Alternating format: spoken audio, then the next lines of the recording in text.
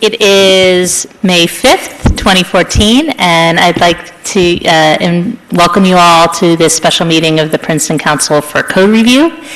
Madam Clerk, have we met all the requirements for the noticing of this meeting? Yes, Mayor. Thank you. And can you please call the roll? Yes, Mayor. Ms. Howard? Here. Ms. Cremiller? Here. Mr. Miller? Here. Mr. Liverman? Here. Ms. Butler? Here. Mr. Simon is absent. Mayor Lampert? Here. And now please join me for the Pledge of Allegiance.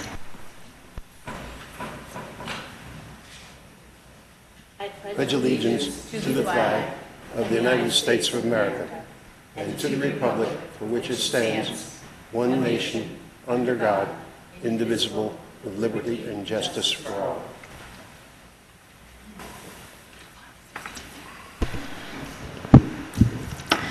Okay, and we've been having, this is, I believe, the second one of these special code review meetings, and because of the density of some of the material and us knowing that we're going to be coming back to this at a future meeting, we're going to do a hard stop at 9 p.m., and we'll get through as much as we can before that time.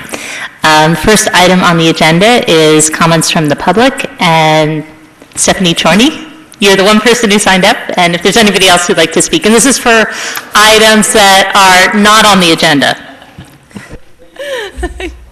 Good evening, public. Thank you for allowing me to speak. I prepared something, it's 2 minutes long, so it's not too long. Okay, my name is Stephanie Chorney, and I'm speaking to you tonight to start an open dialogue about waste reduction strategies in our collective town. I'm a member of the Princeton Environmental Commission and a volunteer with Sustainable Princeton, and have been focusing on a waste reduction vision and plan that we can all get behind as a town and embrace.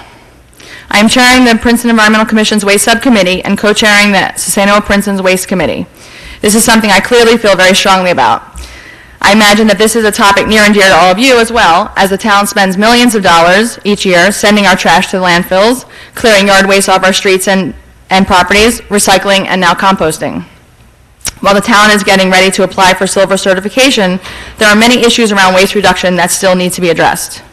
So how can we work together to solve this issue of overflowing landfills? The bottom line is we must be more responsible about our trash. Sustainable Princeton has set a goal of reducing waste by 50% by 2016. We have 2 years to carefully implement a plan that will help us achieve this. So I'm going to briefly outline the directions that Sustainable Princeton and the Environmental Commission are investigating, and then hope to be able to give you monthly or quarterly updates on the progress of our efforts. We hope to continue to work collaboratively with the town staff and council to make steady progress. So to start, the Environmental Commission has formed 2 committees to further investigate and delineate ordinance opportunities surrounding landfill waste, composting, and yard waste management. Our goal is to send less trash to the landfills while still providing waste removal services to residents in the most environmentally responsible yet cost-effective manner. Additionally, Sustainable Princeton's Waste Committee hopes to supplement the Environmental Commission's efforts through education and awareness of this important topic. So strategies include increasing business recycling efforts, increasing awareness of waste reduction needs and financial implications through town hall events, newspaper ads, and editorials, increasing and encouraging zero waste events and activities throughout the town, and a town-university partnership on a waste reduction effort focused on Nassau Street to be determined. So I know many of you have been involved with some of these things already that I've just described, and I thank you for your attention to this ever-increasingly important topic, and I look forward to more discussions and collaboration. Thank you. Thank you very much. Thanks. Is there anybody else who, yeah, is there,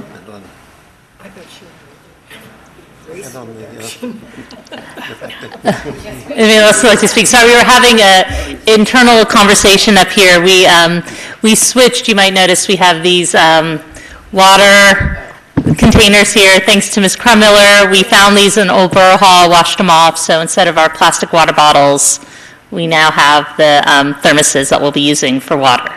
And I think these are compostable cups.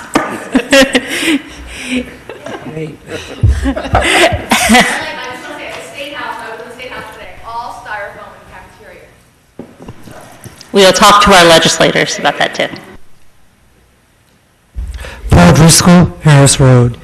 I'd like to request that the minutes of the January 27th and March 10th meetings be amended to include all of the people who spoke. And unless I've read it incorrectly, the March 10th meetings attached include only 5 people: Small, Hammond, Weiss, Yosky, and Polinsky, and Auerbach. They exclude Driscoll, Armonia, and possibly some others. So, unless I'm mistaken, maybe some of the written speeches were attached. It doesn't include all the speakers, and I understand that it's hard to get them all in.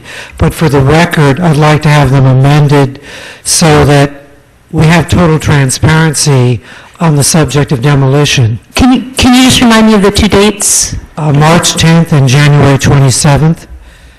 Okay, yeah, we'll take a look at those and put them on our next agenda. And I understand that then I guess you don't need me to read out all the names? No, I believe that we have the tapes of the meetings, and also the video is posted as well. So we can ask the clerk to do a quick check and make sure that everybody's included. So you can match the minutes with the Vimeo to make sure that everybody's in there. Okay. But it'd be helpful. If you have the names, since he has the names too, sure. Okay. well, you could just give them to the clerk, so she has them written down. Well, I'm actually, I can, you're different this time. So, no, I didn't mean it that way. I'm used to seeing, I'm sorry. That's okay. I meant that I'm used to seeing Linda. That's okay. That's fine. All right, so I'll write them down. I'll give you the names. Thank you. Okay, thank you. Okay, thank you.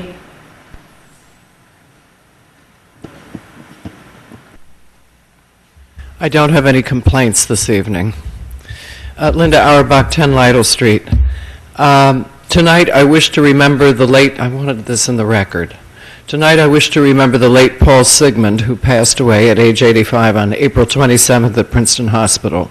He was, as most people present this evening will know, the husband of the former Princeton Borough Mayor Barbara Sigmund, who died in 1990. Various local newspapers carried obituaries detailing his countless academic and professional accomplishments.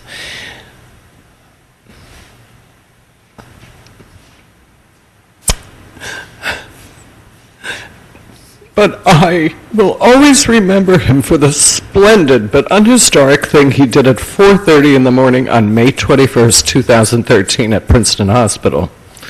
The previous evening, I had accompanied by ambulance to Princeton Hospital a severely injured Guatemalan man who had shown up at my home after having suffered nearly 5 days from his injuries without competent medical care. 5 days.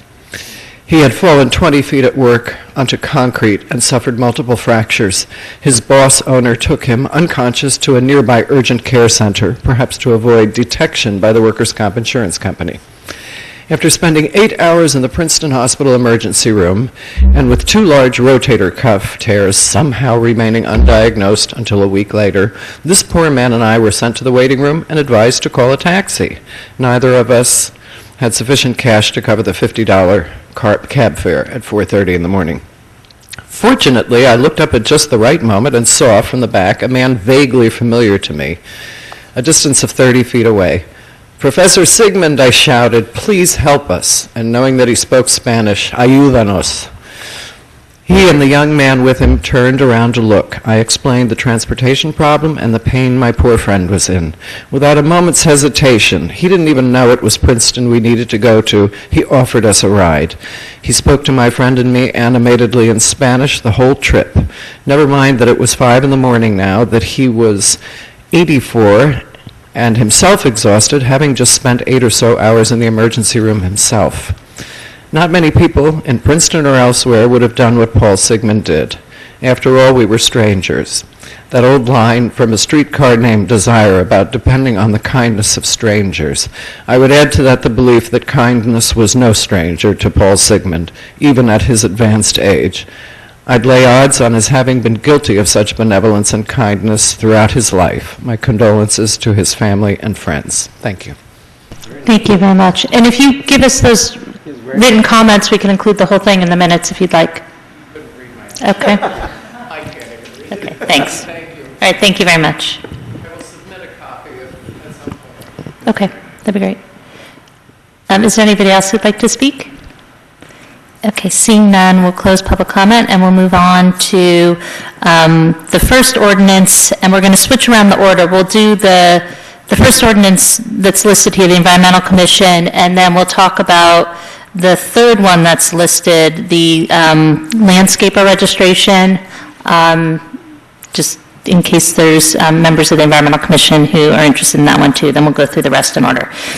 So starting with the Environmental Commission ordinance, I'd like to start here with council if there's any questions, or if we should ask Ms. Maddox to give a review of it first. Non, we start with that. All right. Could you give us the overview of if there's changes in here or anything you'd like to highlight for us to look at? Absolutely. The draft ordinance is based essentially on the existing chapters of the borough and township codes. And the borough and township code provisions on environmental commission are virtually identical because they spoke of a joint environmental commission. We had reviewed what was in existence. The subcommittee had already reviewed those code provisions when it was approached by the Environmental Commission with a draft ordinance. So we met with one of the members of the Environmental Commission and used the Environmental Commission's draft to actually come up with, sorry, it's too much.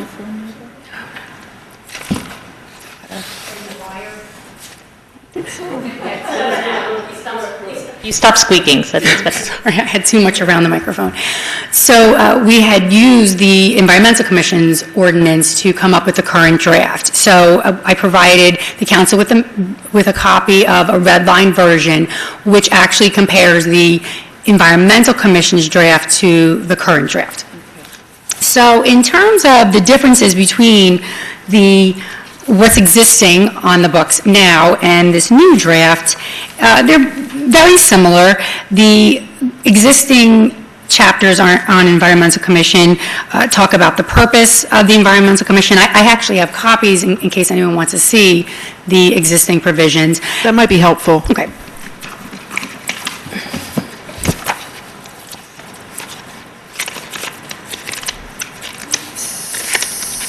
Here you go. Those are 6. I have one for you too. Yep. I have extras. Oh, Dolores. And then you have one for Dolores. Yep. And I don't have mine anymore. There we go.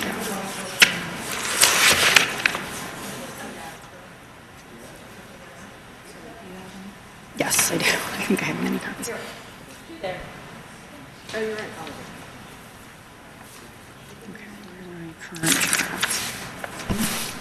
If we have some extra copies, do you guys want to see them too, the existing ones? And again, this is Chapter 12 from the former Boroughs Code, which is currently one of the 2 code provisions on the books regarding the Environmental Commission. So to compare the changes from what's existing to what's proposed, first you have the purpose and the name of the commission, which is very similar. The composition and terms of office in the existing Section 12-2 are kind of broken out into separate sections now, just to make it a little easier to follow. Then we get into powers and duties generally. Based on the Environmental Commission's draft, we broke out some of the powers and put them in their own subsections.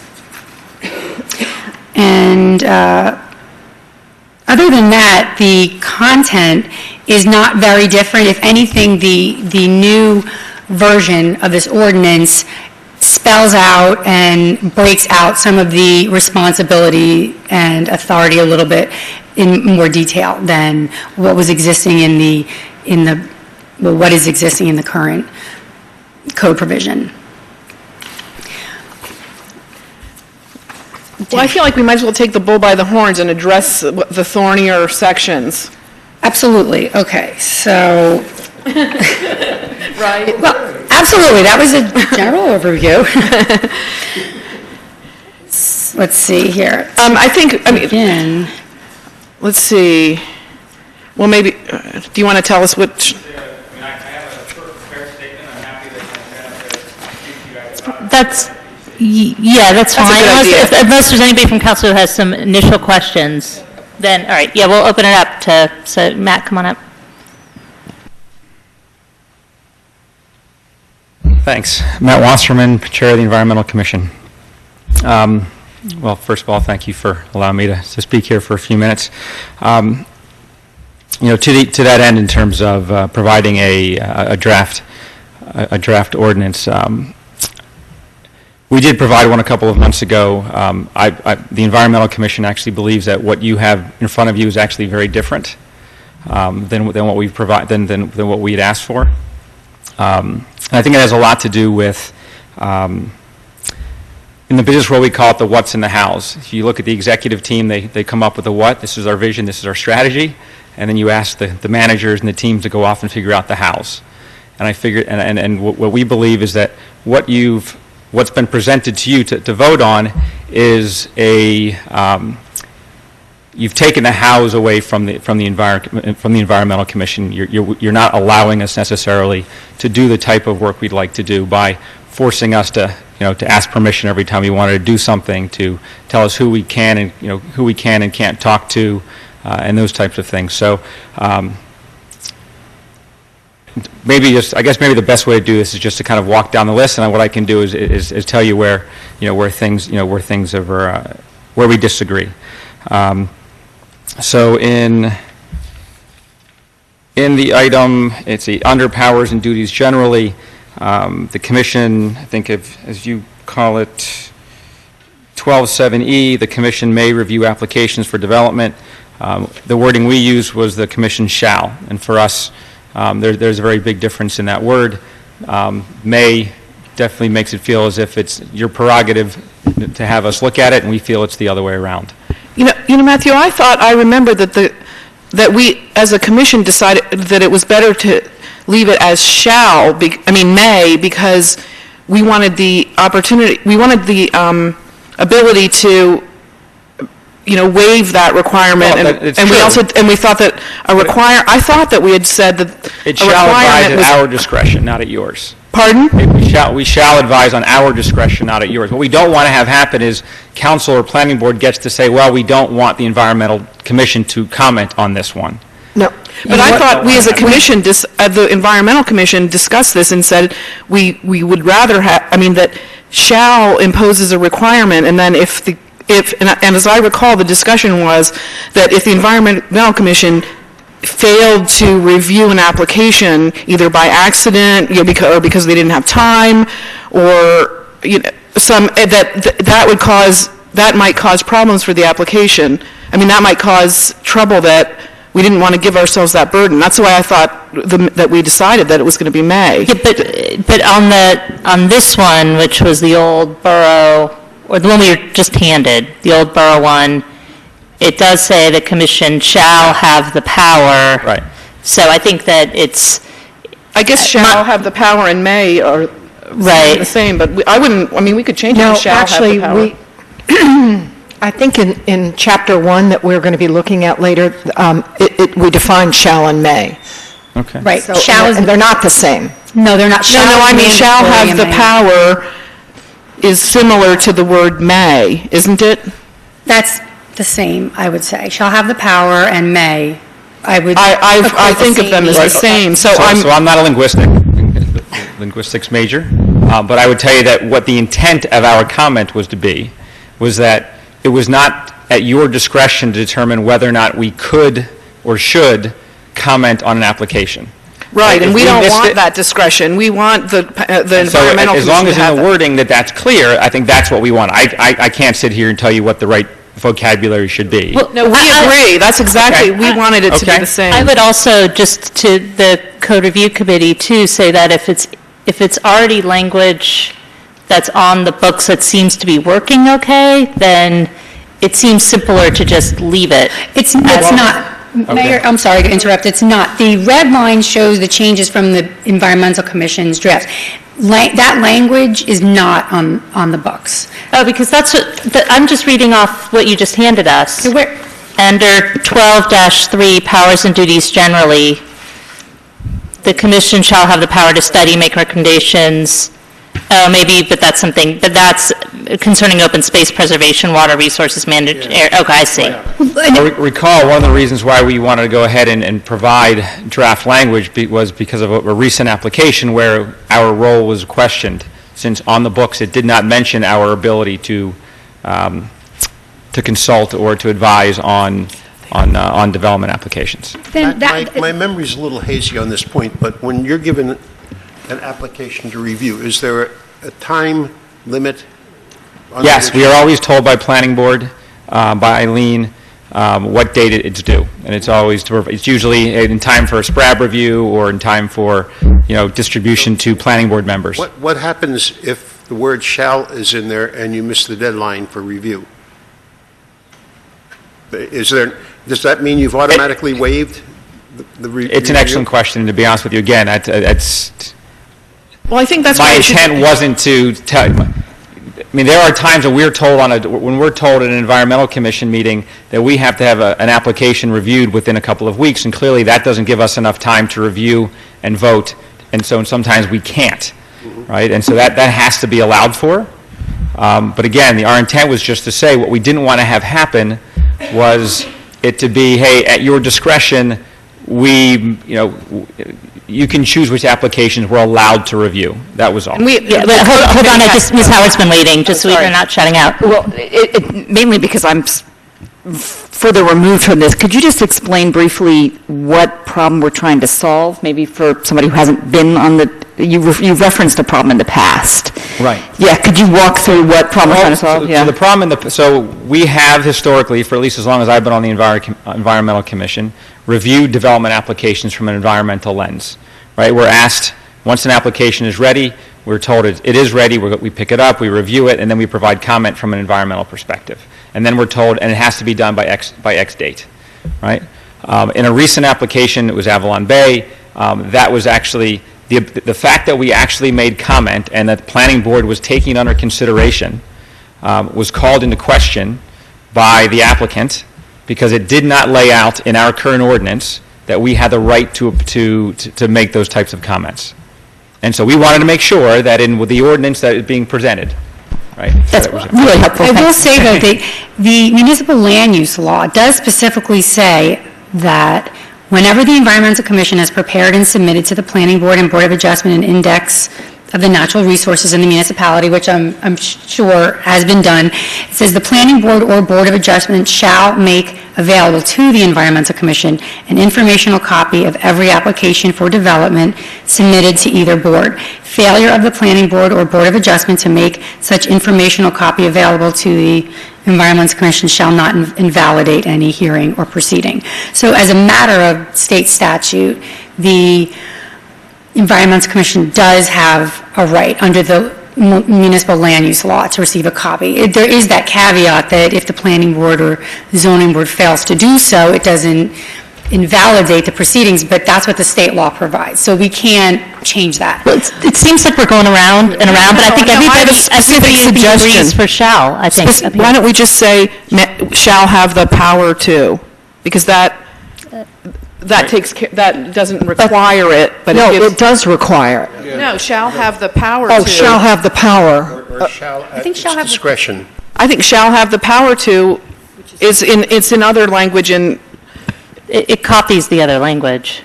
The way I interpret it is, the way I would say, when it says shall have the power, it essentially means Shall. may. I think that I do too, but since it sounds, maybe it's less confusing. Right, shall have the power, it's just saying they have the power. It doesn't say they are required. Right. If it said the commission shall be required to, then that's a whole different story. Right, that's why It just shall says have the power. Or we can even say shall I have think the we have authority. agreement, so I think we should move on. Okay. Authority, okay, or even I'd like to authority. just but- try okay. and I'd like to try and make it clear, and that is that If the Environmental Commission wants to have the power to decide whether or not they review an application, then it should say, shall at their discretion.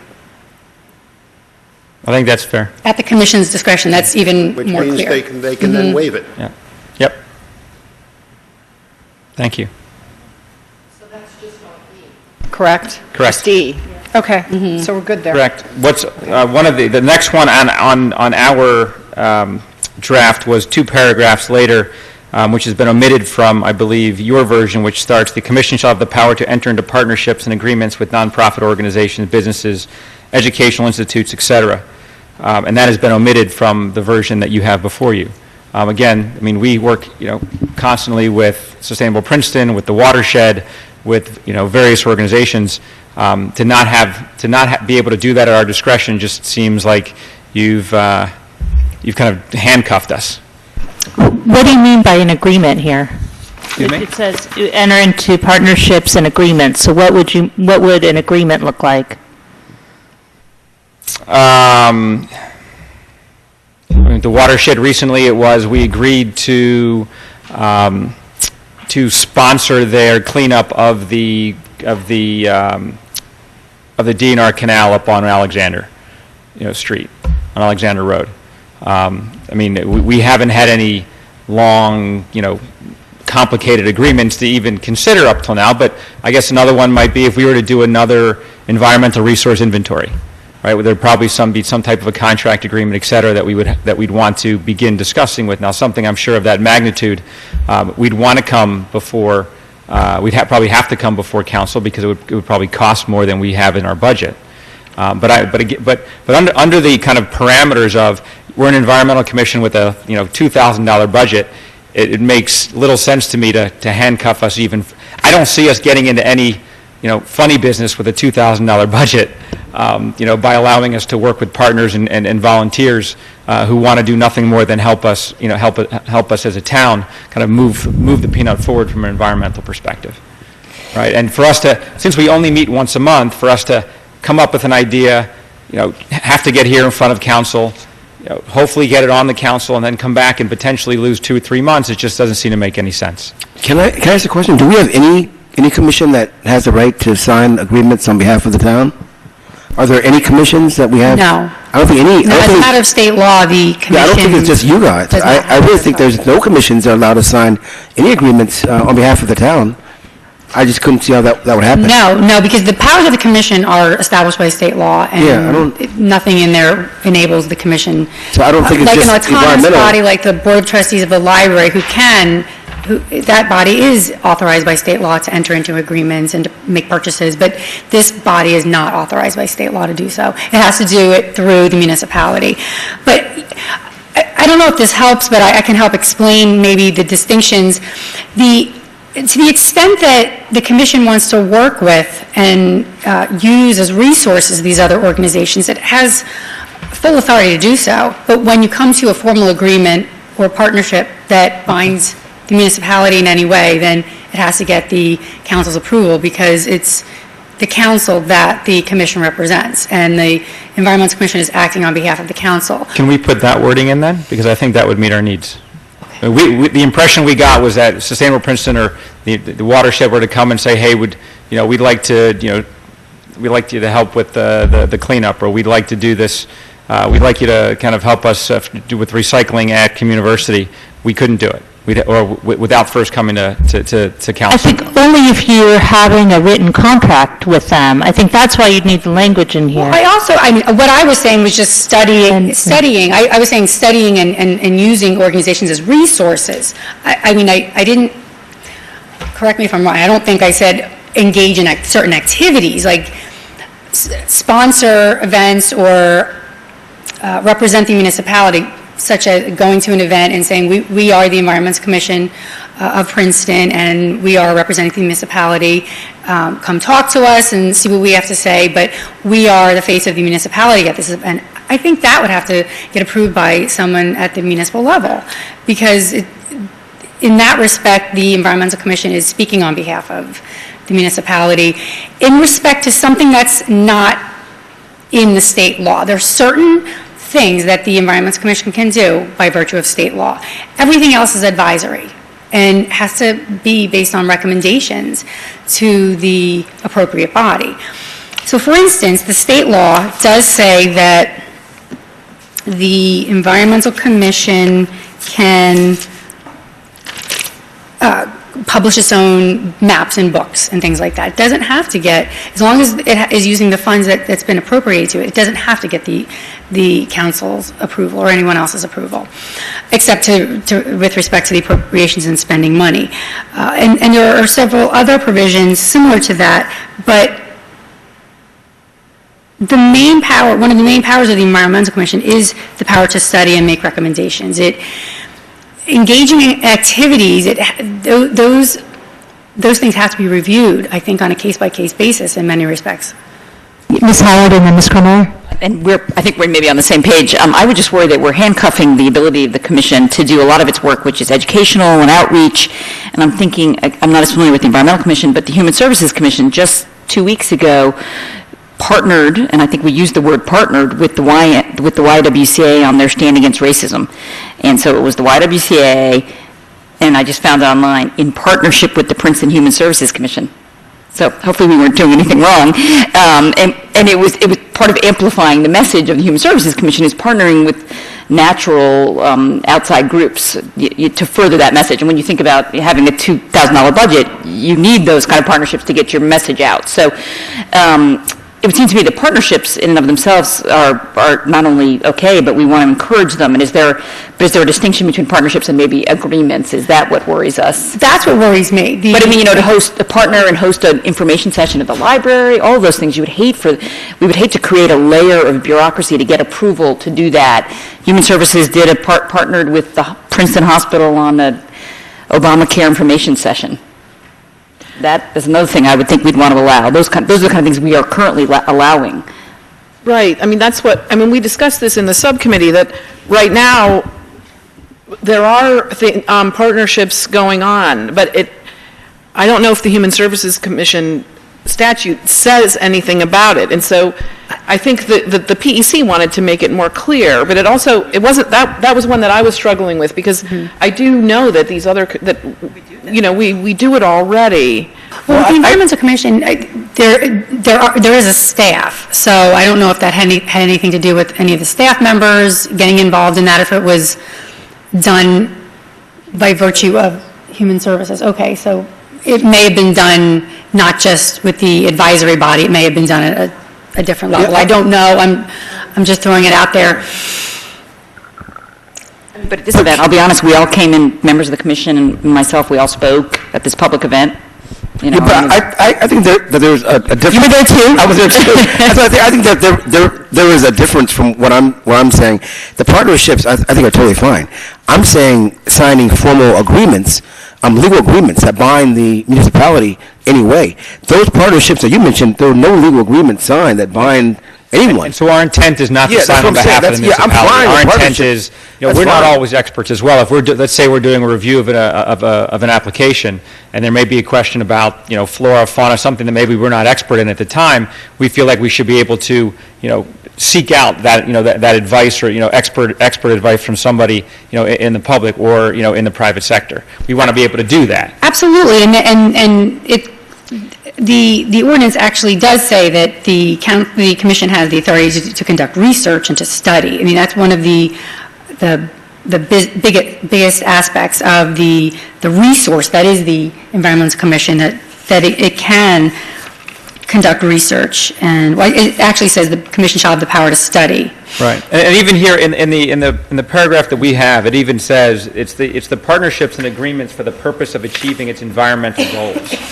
Right, so we did try to call out the fact that we were not trying to, sign on behalf of the municipality or for, any other reason other than to, move the Environmental Commission's agenda along.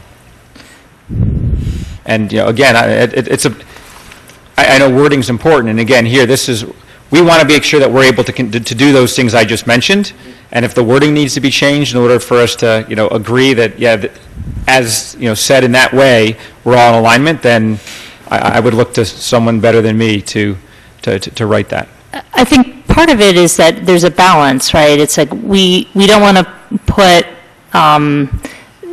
so much sort of, I don't know, administrative overhead on you. Every time the Environmental Commission wants to do something, they have to come to council. However, if the Environmental Commission is operating without ever coming to council and doing all these events, and council doesn't know about it, that's also not a great situation, because getting council buy-in is really important for all of our commissions, because the bottom line is that you all are there to advise us so that we can make good decisions. Yep. So, sometimes when there's a time crunch, then I understand, but for a lot of the stuff we're talking about, maybe we should do things where if there's going to be an event, it should come to council as a resolution. We can put it on the consent agenda even, but then it's on everyone's calendar and we all know about it, and usually you're not doing something a week in advance. Usually you know a month in advance, and that way I think it gives you that extra, then you can have even the resolution from council. I mean, I don't know if we want to mandate it, because again, I don't want to put that extra layer on there, but I don't think it's the worst practice in the world for it to be the expectation, if there's time, to get something on the council agenda. I mean, I think there was a worry by some that right now it's hard to envision down the road, and ordinances are for when problems happen. I mean, that's why we have to be really careful right now, not necessarily for the present, but for the future. And just like you're saying, I think the council needs to kind of be apprised of what's happening, in case in case a different council is not so in tune with the Environmental Commission. Right, but we also look at our liaison as well to be able to bring that stuff back to council too. I mean, I don't think there'd be, given we have liaisons to the commissions, I wouldn't expect that ever to be a situation where that was the case. Again, we just want to make sure that as it relates to our agenda, that we don't feel handcuffed and we don't feel like we're irrelevant as an organization. Well, the original ordinance didn't have anything about partnerships, or did it? Absolutely not. The It was original. absent on most things. I'm sorry. It was silent on most. It was things basically right out of the state law, which only provides for certain provisions. It was the only additional provision that is in the current ordinance has to do with the regional considerations as to open spaces that was in both the township and the borough codes. And I mean, I will say that the provisions that are in the current draft are a little bit more detailed than what's in the state law. The state law is really, it's very simple in its explanation of what the commission is able to do. And there are only 2 or 3 provisions, and one only, it says that the commission has the power to conduct research on the use and possible use of open space areas, coordinate the activities of unofficial bodies.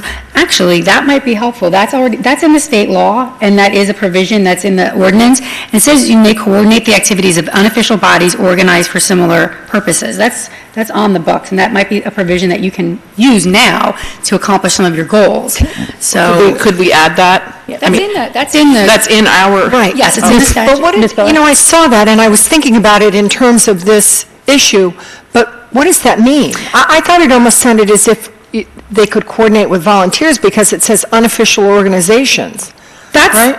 The way I look at it. So what is an unofficial organization? Because what you want to do is partner with kind of official organizations. You want to... Well, it's both. Right now, we're talking about official ones. The other one that was pulled was our request to work with volunteers, which we were a little... Yeah, so that sounds like...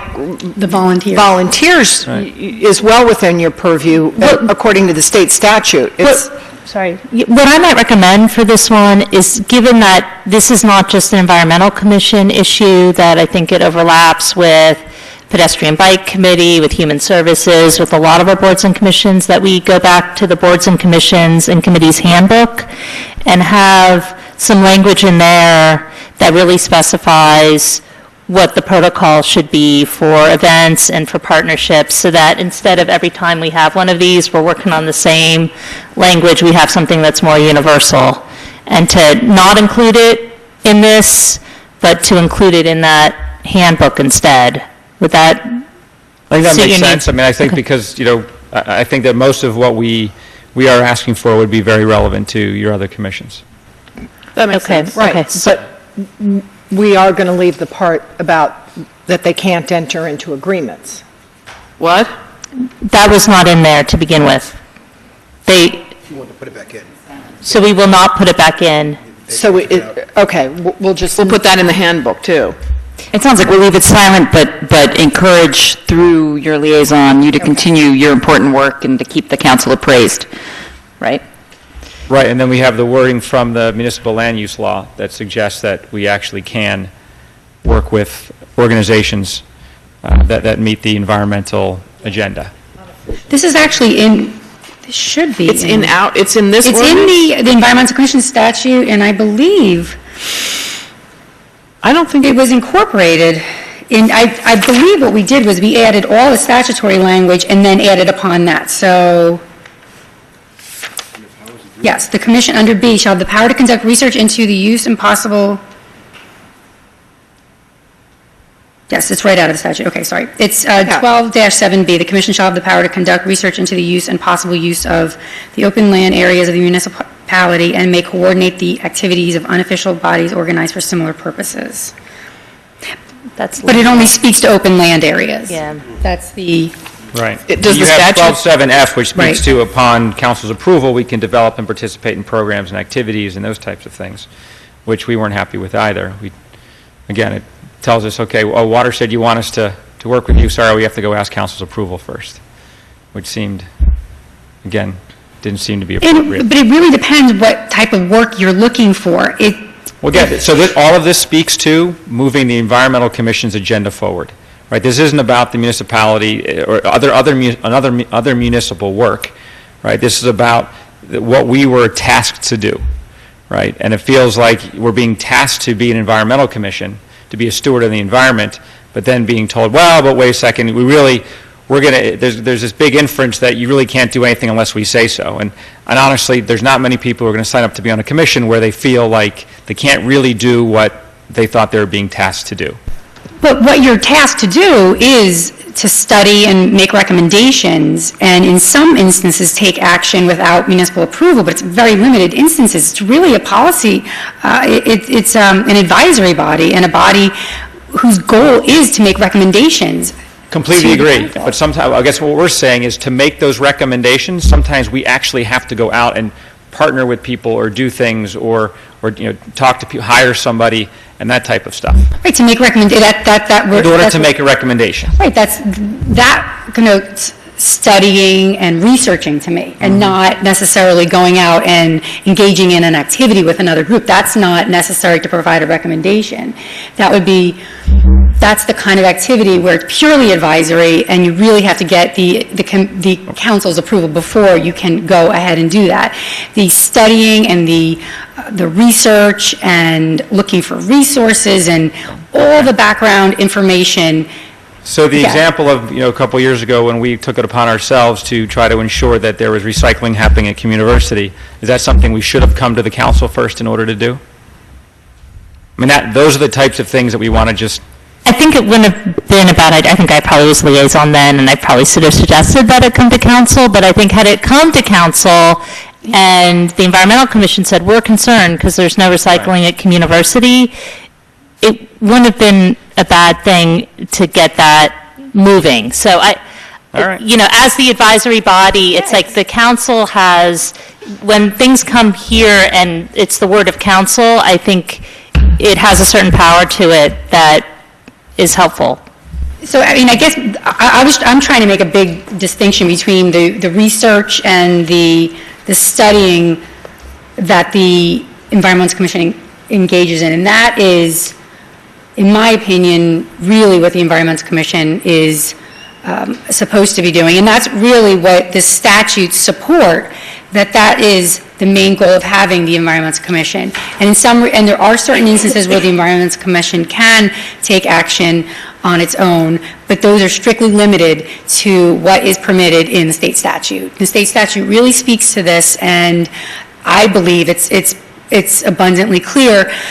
When it comes to anything outside of what the statute talks about, that is considered advisory, and that's when the council has to approve it to make sure it is consistent with the council's beliefs and positions, and that you could possibly be dealing with an organization that is adverse to what the council believes and what the council wants the municipality to be supporting. So theoretically, if there's a problem, that's when this could become an issue, and that's why the council needs to sign off on any time the Environmental Commission actually is taking action and getting involved in the community, as opposed to acting in its capacity as a resource and providing recommendations. So it's two arms, really, of the Environmental Commission that I'm looking at.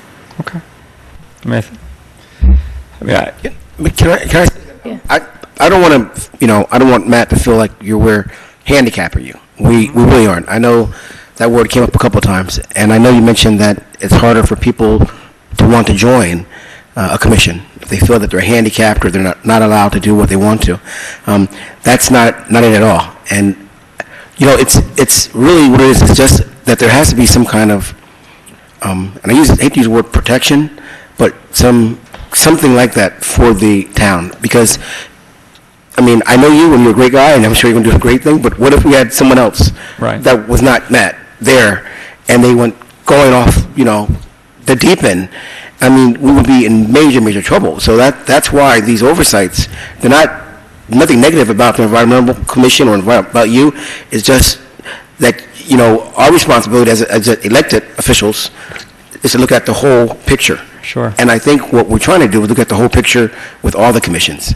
And this isn't pick on environmental, your commission or whatever, it's all commissions. And that's why we're trying to show oversight. It's nothing against what you're doing. I think you're doing a great job. And I appreciate but it's that. Just, so I don't want anyone in the Environmental Commission to feel that we're trying to, slam them down. That's not it at all. It's just simply we're just trying to provide oversight. Right. I appreciate that, and I think that, I guess in my thinking, you have the ultimate in kind of oversight by saying, Matt, we thank you for your service, but you're done, right? So you have that right at any moment to do that if I were to overstep my bounds. So that is why I think we felt as a commission, now that you've told us what you want us to do as a commission, that how we go about doing it on a daily basis, we felt was something that, that we had a right, that not necessarily had a right to do, but, just felt like that's what we wanted to go off and do. Can I say, if we think outside the box, what if you present, like in January, your goals for the whole year? Mm-hmm. Let's say from January to December. These are what we want to do. Yeah. So in January, we go ahead and vote by resolution, whatever, all your goals. You don't have to come back to us at all. We already know what the goals are, what you're going to do. That takes away all your coming back and forth, the whole 9 yards. I would agree to something like that. That's fine. I like the idea. Thank you. All right. I would simply say, Matt, that all of us encourage you to reach out, to work with other organizations, but to do it in such a way that council is really tied in, so that if there is an agreement that hits the press between our Environmental Commission and another organization, the 7 people up here fully understand what has happened, how it has happened, and what the implications of it are. And that's the kind of thing that we need to be concerned about, because in the final analysis, the Environmental Commission is appointed. Mm-hmm. And in the final analysis, the 7 of us up here are responsible to the voters of the community. Mm-hmm. And we've got to be able to speak on behalf of the entire community. Thank you. So I think with the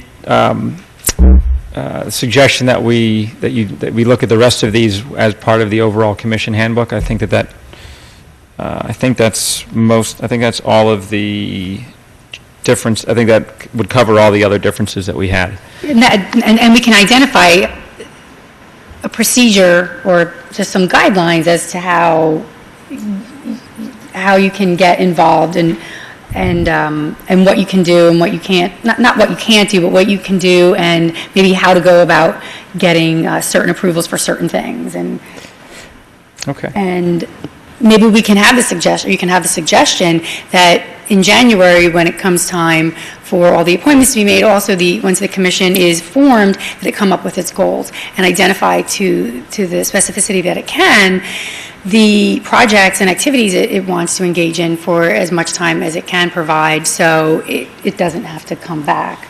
Yeah. Okay. After every meeting, and you can sort of do it ahead of time. But it just requires a little bit more, I guess, work for everyone, but that's okay, because it's going to require you guys to come forward with more ahead of time, but that's okay, because I think it benefits everyone. Sure.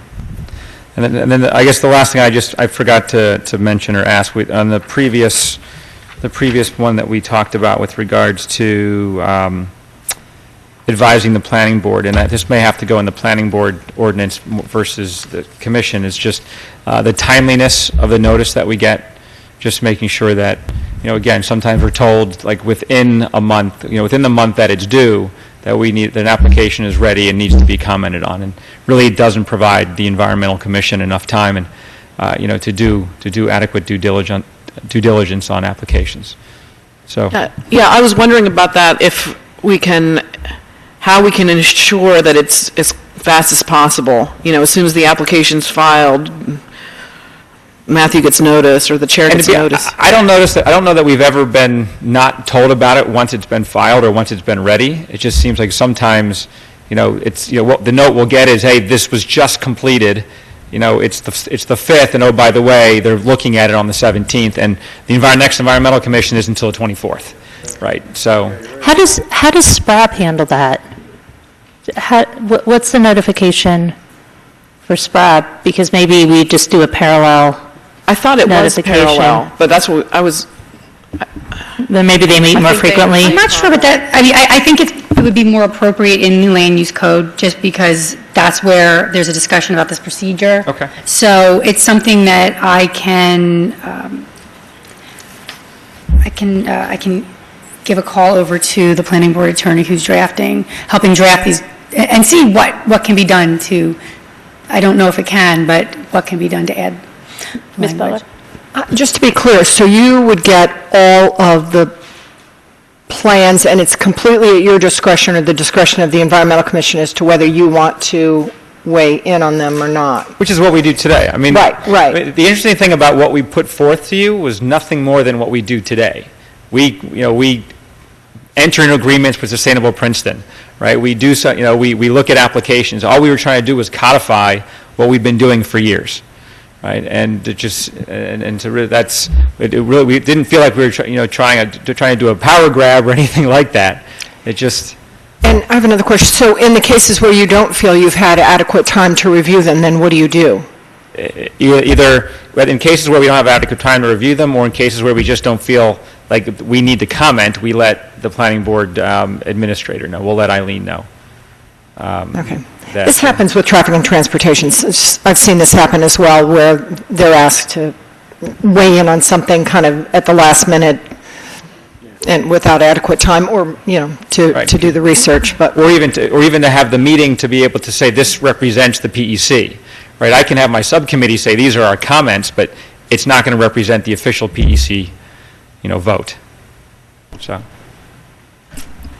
Yeah, Ms. Cremona? And then what about the Sustainable Princeton? Because that was something that we didn't discuss with the PEC at all. I mean, did you think that was a good idea? About PEC, I made comments via email. I think that as much as we do want to partner with the Sustainable Princeton, and we do believe that they are more of a grassroots kind of let's get work done, and we're more ordinance advisory, role.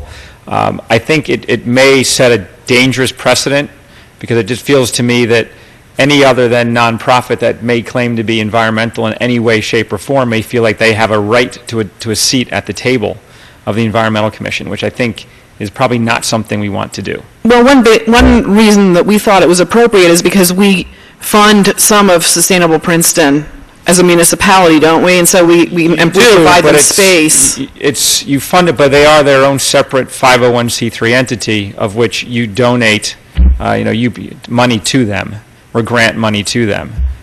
They're not an arm of the municipality. So therefore, that being said, as a pop-up environmental group, based for a specific development application or any other reason, might say, hey, I want a seat at the table. Why can't I have a seat as well? And again, I don't know the legality of that, if that's even possible, but it just seemed to me that, is that a precedent that could be set if you put them there? If the answer is no, there's other reasons why that couldn't happen, then I welcome Sustainable Princeton around the table. I mean, I thought it was a good idea because there's so many things going on, and it seemed, Sustainable Princeton, it seems like a really good idea to have someone on the Environmental Commission. I don't know if it needs to be in the ordinance, though. We don't have that's to. The Environmental Commission has public meetings. Yep.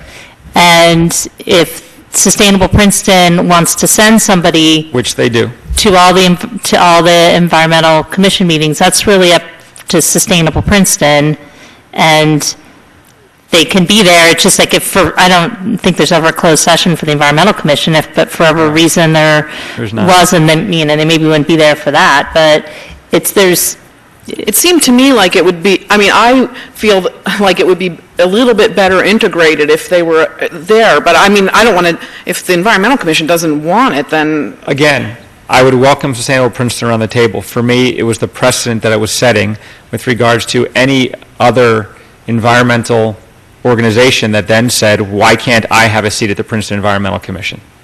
And most of them, the watershed usually sends somebody to most meetings. Right. They used to. They haven't in a while, but when they have an issue, they come. Right.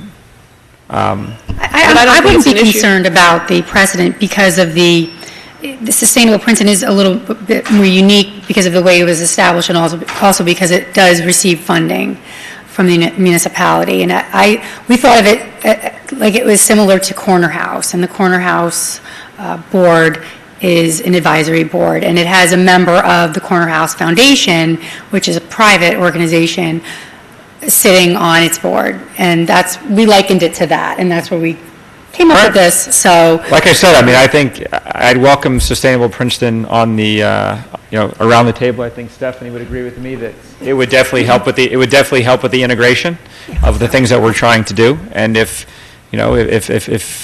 council doesn't believe that there'd be a bad precedent set, I have no other objections to that. I don't really care. Does anybody have any strong opinions about that? I think it's a good idea.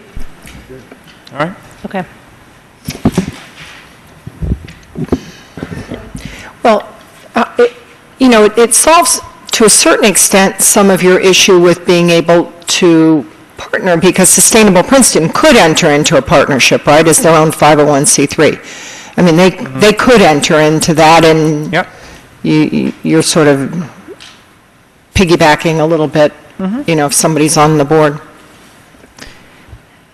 True. Stephanie, did you want to? Did you have a comment regarding the Environmental Commission? Thank you. Yes, I think it would, well, two quick comments. I do think that having Sustainable Princeton written in there would add to some cohesiveness. And secondly, Lance, I really liked your idea about coming, whether it's January or December, to establish what the year's plan is. And that's honestly one of the reasons I came tonight, was to let you all know what we're doing, because I don't want to work in a vacuum. I'm here representing the town, as you say, and the 7 people up there, and I think more frequent check-ins is important. And since I don't know how often the liaison updates you on things, and I don't always hear those updates, I don't even know if you want to say twice a year that there are updates, or some way that either the liaison can definitely update or present what she's going to update. And that's not just for our commission, but for all commissions, that it might be helpful so that we're all working together. That's all. Thanks. Great. All right. Any other questions of me? I just want to thank the Environmental Commission. Yes, it is. I miss attending your meetings, sort of. But it's, I have to say that your contribution to the planning board application process has really been transformative over the past 3 or 4 years. And I know it's a tremendous amount of work, and it's a great group of people. So, and thank you for the work and care you took into going through this ordinance. And I think it just shows that we have a commission that really cares and wants to do the right thing. So thank you. On behalf of the Environmental Commission, thank you. All right. Thanks. Thanks. So do you want to? Well, it seems like there was, I don't know if we're ready to move this, or if there are enough moving parts that we should get a cleaned-up version for next time. I think, isn't there just the 12-7E where we would amend that to say the commission shall, at their discretion, review application for development? I think that was the only one. that the only change. thing? It was, yeah, I have the commission shall, comma, at the commission's discretion, comma, have the power to review applications, and the rest of the language would be the same. The only other thing I had was just a typographical error in 12-9. In the second line, it says "he commission," it's missing a T. It should say "the commission." So just have that on the record. Well, It's going to be introduced. got it. And is the Sustainable Princeton language in here? Yes. Or not? It is in That here. is. Okay, good. And then I had one question that was sent to me from Grace Sinden. She had a few. I think most of them we've addressed. But there was one that we haven't yet, about the flexibility in the budget, because we haven't talked about that yet, about, I think there was some language in there in the original draft that came from the PEC that would allow them to reallocate what was specified in the budget, and I think that that's also something that council can't do. I just wanted to put it on the record that has to all come through council when there's a change to the budget. Which Doesn't it? section was that? Do you remember? Only if they're going to change a major account, which that's not generally the case. They have a budget really for salary and wage, which covers the coverage at their meetings, and then the rest is other expenses. That's how the state qualifies it, as other expenses. So, and they end up submitting or saying what they would like to use that for in those different line items. So if they decide they don't want to spend it on paper clips, that they really need to do something else, then they can do that. They have the authorization to do that. Okay. And they don't have to get permission here or anywhere else, as long as they're not overexpending that total line item. So, and then it's only if they want it more than what they have budgeted. That's what they need to get permission for. But the language then, that said, the commission shall have the discretion to modify the budget as it deems fit, that's unnecessary because of the procedures that you just outlined. Right, we don't have to... I don't think it hurts having it in there because they're allowed to do that. So this is under 12-12 at the end. They're allowed to modify within the major accounts, so the different line items, that's what they're allowed to modify.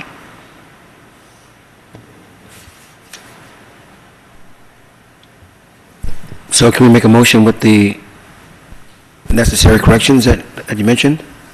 I'm sorry? Can we make a motion with the corrections that you have mentioned? Yes, and I think that the correction here, I'm just trying to figure out the best way to phrase it in the actual ordinance. Maybe if we could retain where it says budget review and approval shall be performed in a manner required by the New Jersey statutes and regulations, and then we could add back in pursuant to law, or we don't even need that language, but we could say the commission shall have the discretion to modify the budget in its discretion. But No. that is in keeping with the state statute, right, Kathy? I mean, that's, once they're allocated a lump sum, they can spend it any way they want, and that is the statute. So we should just leave it. Well, it was taken out, so we would have to add it back in. Well, no, but we don't, because it says now that it... Oh, we don't, right, that was... In the manner prescribed by the statute, and that is... It's just redundant the way it is now. Budget review and approval shall be performed in a manner required by the New Jersey statutes and regulations, period, and not add anything new. I apologize, I thought you wanted to add, okay, that's what I would recommend, to keep it as simple as possible. And then, I just want to say, though, that the money has to be spent in accordance with, what they can spend the money on. They can't donate some of the money, and they can't use those funds for, they have to make sure they go through the proper channels to find out if it's something that they can spend money on, and if they have to get approval before they do so. Such And as that's rendering covered in keeping with the statute. Right, I just wanted to throw that out there. Okay. Okay, So just to clarify, that was taken out, not because you can't do it, but because it was redundant. You can, Yes. that is in keeping with the Play around with statute. the money that you have. there's certain limitations to what you can do with the money, but as... Cancel your vacation. You have to use the mic, though, thanks. The other question that had come up was about fundraising and the ability, or to apply for grants on behalf of the municipality. And that was pulled out as well? Is that not something that... That has to come through council and often the grants will require a resolution of support anyway, so... But the fact is that it's silent on it, and does that just mean that therefore, if we were to do something like that, we would need to come to talk to you about it first? Yeah. And not that we can't do it. Right, that's where that's where your ability to recommend to the council comes in. Right, So that broad language that says that you can make recommendations to the council, that's one of the things that you can certainly recommend. Grants often require matching funds, Matt, and the matching funds can only come through council. Right. Okay. That's a subject for the handbook, too. I think we could put that in the handbook. Okay. Yeah, this is good. As issues come up, we can Any make sense that of when that discussion might happen? No, I think that we'll probably do that. That's not code review, so we'll probably do it at a regular council meeting. And I know we're busy for the next few meetings, but we can try to put it on in June or July. I can coordinate with you if it's something that the Environmental Commission is particularly interested in. Thank you. So now I think that we're ready to introduce this. There were two changes. No, we didn't. We ended up not doing that second change. No, There's just we're one just doing- change. yeah, Which was 12.7 Bernie's dash E. language Yeah. for 12.7. And then the typo. She has And the it. typo. Yeah. So is there a motion to introduce? So moved. Second. So it's moved by Mr. Miller, seconded by Ms. Butler. And Madam Clerk, please call the roll. Ms. Howard? Yes. Ms. Crummiller? Yes. Mr. Miller? Yes. Mr. Liverman? Yes. Ms. Butler? Yes. And Mr. Simon is absent. Motion And passed. just to clarify, for the ordinances, we have to take two votes. So this was the introduction, and we're going to have another meeting for the public hearing, which is not listed here, but I assume it'll be May 27th with these other ones. So the public hearing for this ordinance will be May 27th. Bless you. Which is a Tuesday, because Monday is Memorial Day. All right, and now we're going to skip over the hotel tax and go to the landscaping registration. And I don't know if there are any major changes here this came from the old township ordinance, I believe. You know, I can talk about this for a second. Okay. The only change that we made, as far as I can know, is that we are adding language to require a form. In fact, right before the meeting, we were talking about naming the form, because we're on the form that will require the landscapers to fill out we can decide which questions we want to ask them, like raking without leaf blowers, mulching mower, and blowing leaves into the woods on your own property, as Bernie pointed out, is important. And so we can have the discretion to make those requirements and then have those answers be made public on our website. And I think that's a little step in the right direction for more responsible landscaping. I think that's a great idea. No, Mr. Liverman? Yeah, I'm sorry. Do you mean on a website put the landscaper's name and their answers? Yes. That's not in the ordinance, but I think that's what that's what I was envisioning. I don't know if that's a good idea or not. I don't know are you impeding on someone's business? We have to look and say, can you do that? Can you put That's not in the ordinance. Yeah, I but- was wondering. I didn't know if that's what we were going to do. But I think that was the idea, so that residents can, so that landscapers can understand that residents, what they want, and residents can look. I think one of the goals was to provide a resource to the public as to which landscapers are registered with the municipality. So by registering, the business would be on notice that their information is going to be public. So we do have a provision in here that the forms would be public records. So whatever they provide, and we don't necessarily have to put anything other than their, I guess we can talk about the actual information, but we don't have to, we could put the name, and I don't know if you have to put the business address. I mean, that is public information, and everything else they would provide would be voluntary, such as what kind of services that they provide.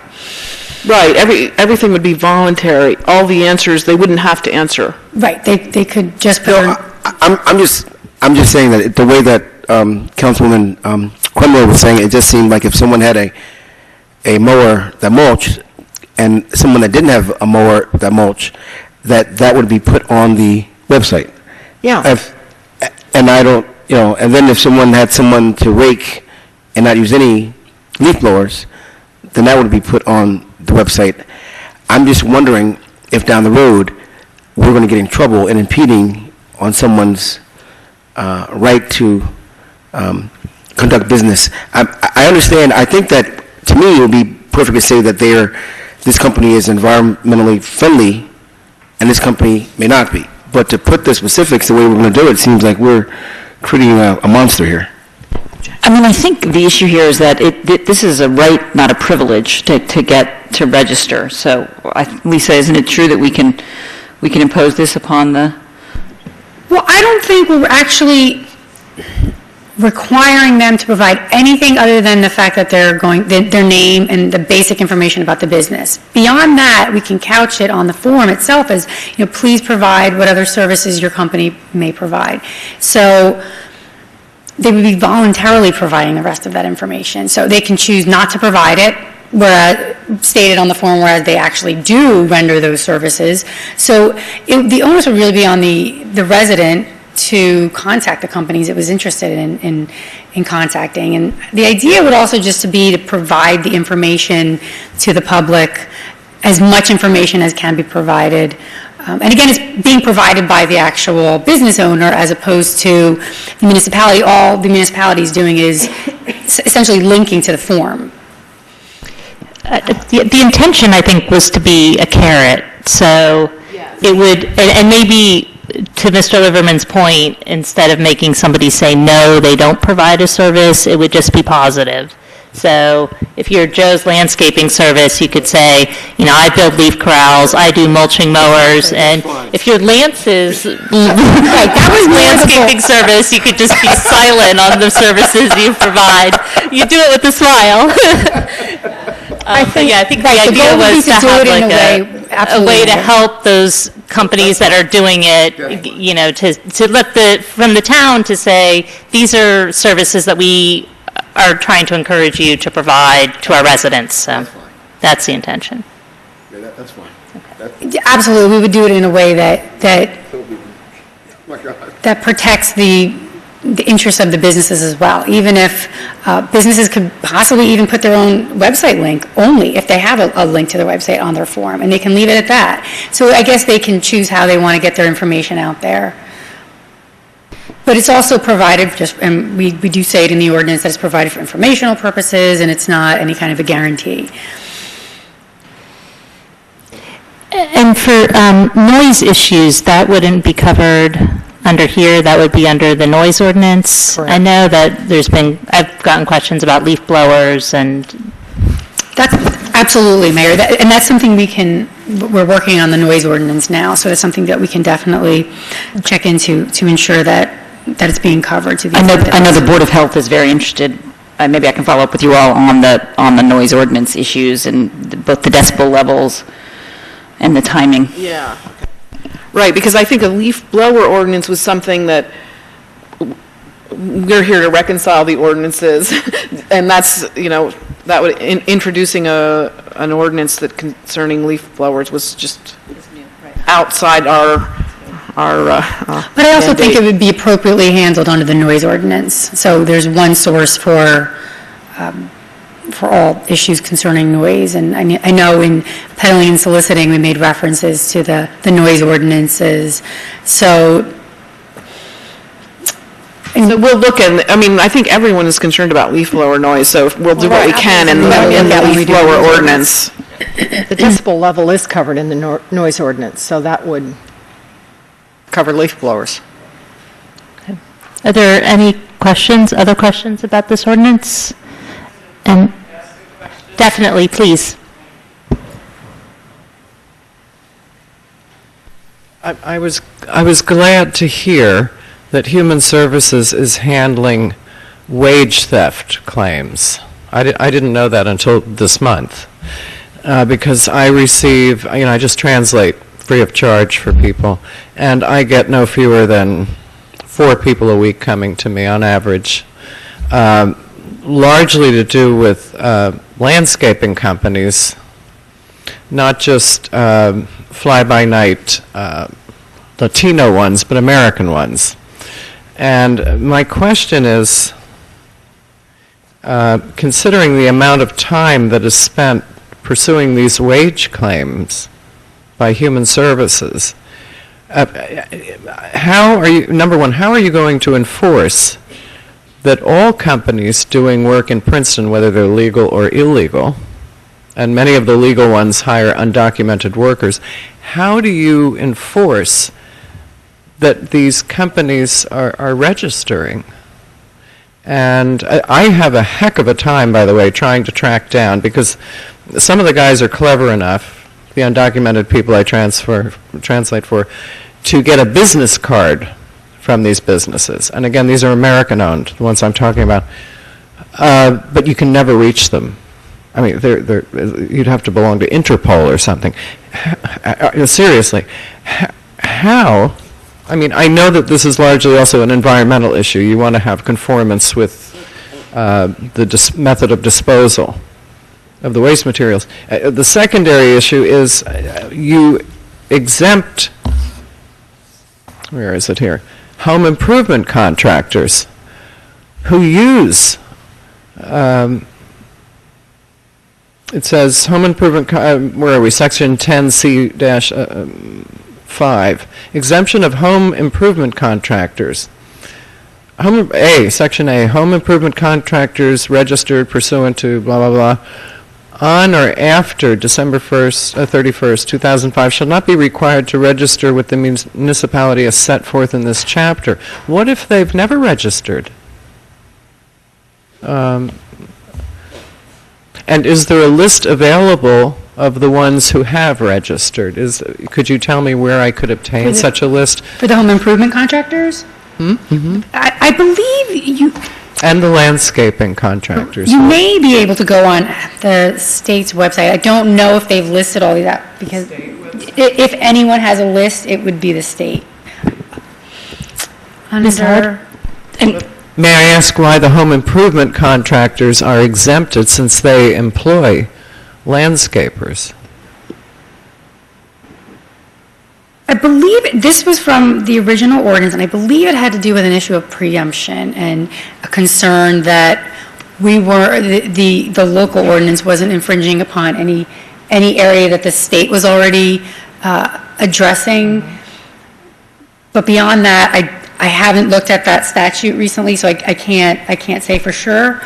If the council wants me to look at that, I don't know if it's...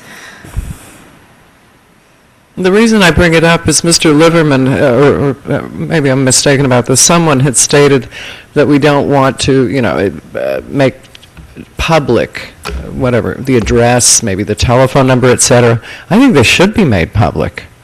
Make my job a lot easier. It might make Alyssa Neira's job a lot easier to file the wage claims. So I'll jump in on that, Linda. I'm glad you raised it. And because the thinking at the Human Services Commission, as we have worked with other stakeholder groups, dare I not say partnered, like New Labor, which is the organization in New Brunswick that works a lot on these issues. And New Brunswick actually has a really innovative wage theft ordinance that, because of quirks in their ordinance they could do that we can't here, but that we can't do here. We've had sort of several prongs to how we've been approaching wage theft. One has been to standardize how we do intake of wage theft complaints, and that's, as you mentioned, Elisa works closely with the police department to make sure that we're getting all the information, and she gets called in to translate often, and perhaps you do as well. So one is to make sure the police, and we've been able to resolve a number of the cases when the police have been able to informally go out and, and they've been able to intervene. Another thing that we've done is that we're working on is educating workers themselves, and found what's been useful has been to come up with a form that workers themselves can do to take down information on the contractor they're working with, because as you noted, the problem can be later, it'll be, I worked for Joe, and you've got no information about where it was or who it was. So there's even they've been advising, for example, workers on how to take a picture of the license plate of the contractor. So basically, how to make sure the worker, him or herself, has information that can be followed up on later if there is a claim of wage theft. Is that a form that I could pick up? I could use about 200 Absolutely. of them. I'll follow up with you offline, absolutely, to give folks, and I know folks have been going up and down Witherspoon trying to educate. So there's educating the workers, but a final prong that we'll want to pursue, and actually one in which this public database could be useful, it will be to educate employers. So we want to educate workers and employers about their responsibilities as well. And we're hoping, of course, that the word gets out as we're pursuing enforcement more aggressively. But I like the idea of, and so maybe in a non-partnership partnership with some of these outside groups, we could be educating the employer community as well now that we'll have a place. So multi-prongs, but we're definitely seeing it primarily in the landscaping, in this kind of day wage work. And so I'm so glad you raised it, because one thing we're trying to do is just continually bring it to the fore. And I'll follow up with you to make sure you have those forms. And again, I would also question the exemption of the home improvement contractors who have never registered. My sense is that. this may have to do, and why don't we get back to you, may have to do with the fact that may be regulated by the state, and so there may have been issue with preemption, Lisa, is what I'm hearing you. This may be DCA regulated. It would be my sense. I think let us get back to you. There may be a good reason. And home improvement contractors registered, and that means that they are actually registered pursuant to state law. So there is some accountability for those home improvement contractors. And also home improvement contractors would be doing a broader array of work on property, more than just landscaping and changes like that. Yeah. Mr. Liverman and then Wendy. Yeah, I was going to say also that home improvement contractors are licensed, so they have a list of items that they have to do, because if they don't, they lose their license, and that's their livelihood. So that's why a lot of times the DCA puts things like that in place. Also, the registration you mentioned earlier, what we did in the township, I hate to say township and borough, but the township, is that the onus was also on the residents, the people that actually use the landscapers. They were responsible for making sure the landscapers were registered. So that was part of our enforcement, was to let the residents know that their landscapers should be registered if they were doing services. Yeah. Heidi? That was the idea. That was the intent when it first started.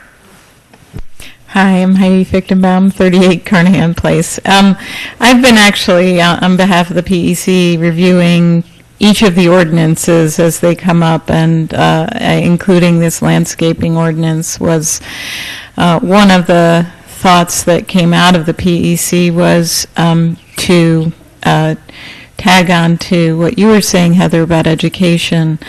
And what we were really hoping could be added to the ordinance in some form was that for an additional carrot for further education, so that if a landscape architect or a landscape company came in and registered, filled out a form, that they would be provided with once a year, we wanted to call it the Landscape Lunch and Learn, provided with an educational session. It could include things like wage theft, But we were also hoping that it could incorporate methodologies of landscaping that are more environmentally friendly. Because you know how it is. Everybody does stuff a certain way. They just keep doing it that way because it's the way they've always done it.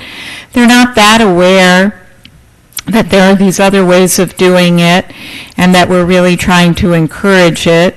And so, you know, there could be a presentation to them. And I feel like it's better if it's more like a personal presentation like that. You know, somebody from Human Services who comes in, or somebody who the Princeton Environmental Commission could come in and do a bit, or anybody else could do it. And that way they could come away with something, and, you know, that we're encouraging them to do. And that could be something that if you register, which we're telling you should be doing because it's the ordinance, you will get this lunch and learn. We could definitely provide it in both English and Spanish or any other language that we felt was appropriate, depending on the attendance. And then you know, that could be a piece of information, a positive information about this business, that they have registered and that they have participated in this, you know, workshop on environmentally preferable ways. I mean, I think it encourages workers to look at those companies who have participated in this and who have learned about, you know, what the law is and that they're not supposed to be stealing people's wages and the environment. And you would want to work for a company like that. And people might want to use a company like that. And then, you know, maybe through Sustainable Princeton, we could, you know, see that kind of stuff really advertised to the community. That's a great idea. I don't know if we need to ordinance that, but I think we should do it. But it's a great idea. Mayor? You know what? This is what's happened to me over the years of, you know, trying to work and volunteer in the town, is that we're really into this whole voluntary mentality, which is great because that's ideally the way to do it. But I just see on this environmental stuff, it just seems it's agonizingly slow. And so I just really want to, just like you're mandating that people are supposed to register. Now, whether they're doing it or not, and how you decide you want to enforce it or not. But, you know, we want to say that part of registering is that you commit to attending within a 12-month period of your registration one session. I just don't think it's a lot to ask, and I think there's actually a benefit to the business. Ms. Butler? Yeah, I do think it's a great idea. I don't know that it has to be ordinance, but it can be part of the forum for sure. I don't know, I mean, Lisa, would you think that we would need to put that in the ordinance, or can that just be a part of the, once we create the registration? I mean, we are trying to be a little bit of a Better Business Bureau here with our, with the registration, and encourage people to look at what other people are doing, and hopefully create some competitive pressure. Well, right, at the very least, couldn't we just ask on the form if they've completed this lunch and learn? Right. On the form. Yeah, no, I think we could, or ask them as part of the registration to do that, but I just don't know that has to be in the ordinance, does it? I don't think it has to be in the ordinance, and I think it could be part of the voluntary information that's requested on the form. I don't know if it's advisable to make the attendance at something like that a requirement, because then we'd have to look into exactly what's happening at that, you know. But we can have it up there just like we have up everything else, that they have attended it, and that would be another sort of feather in their cap and important to people who are concerned about that. Right, as opposed to a requirement of registration. We wouldn't want that, but they can definitely advertise on that form that they've attended, if in fact we're just not ready right now to commit to doing that, because we don't know who would do it. I mean, so I think we can keep it in mind, and we can say we definitely want to do it on the form, but right now, tonight, I don't think we could. And I think that's the type Commit of to a program that the Environmental Commission and Sustainable Princeton and Human Services can come up with maybe together. That's the type of a great program that can be developed. But is registration mandatory as part of the ordinance? Yes. Yes. So then you lose your registration if you don't come to your one lunch and learn within a 12-month period. I mean, it's pretty easy to make it mandatory if we feel that it's important enough. And I recognize you guys may not be ready to do this tonight, okay? But I just want to speak, as strongly and as forcefully about this issue as I can, because we are not making progress on these issues fast enough.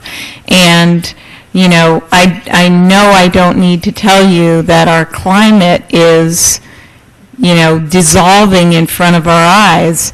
And all of these pieces actually contribute to it. And it's every little piece that makes a difference, including all the crap we're putting into landfills that create greenhouse gases, and all the, dragging of lawn waste all over the place in trucks that are contributing, to greenhouse gases, to all the leaf blowers that are, the list goes on. And I understand that Princeton all by itself is not going to make a difference. But every single citizen of this planet needs to draw a line in the sand and be just committed to this, because we will not survive if we don't.